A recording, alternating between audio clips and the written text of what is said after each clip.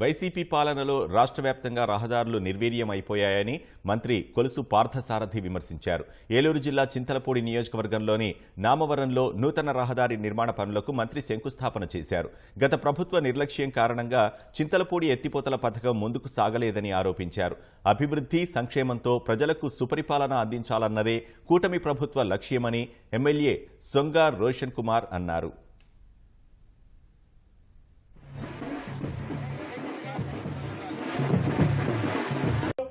ఈవేళ అందరికన్నా ముందు నుంచి ప్రచారంలో దూసుకుపోతున్నటువంటి ఇవాళ గెలిచినటువంటి శాసనసభ్యులు ఏలూరు నుండి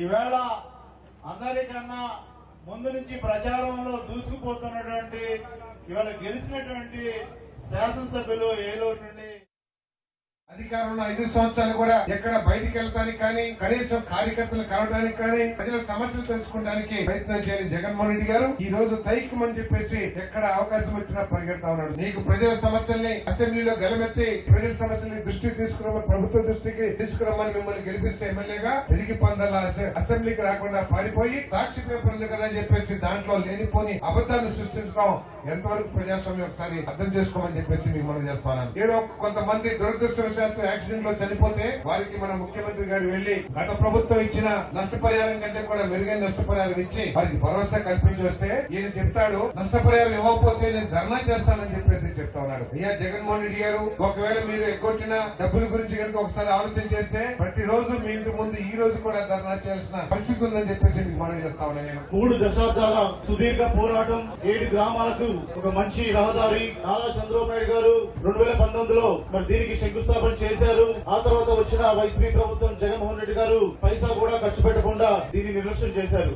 లోకల్ సమస్యలు కూడా ఏవైతే నా దృష్టికి వచ్చాయో ఈ యొక్క పంచాయతీకి గ్రామస్తులకి మంచి చేసే విధంగా నేను కృషి చేస్తానని చెప్పి మాటిస్తున్నాను. ఐటీడీఏ నుంచి ఆర్థిక స్వావలంబం కోసం మీకు రుణ సహాయం తెప్పించి మరి మీరు కూడా ఆర్థికంగా బలంగా ఉండేలాగా నేను కృషి చేస్తానని చెప్పి మాటిస్తున్నాను.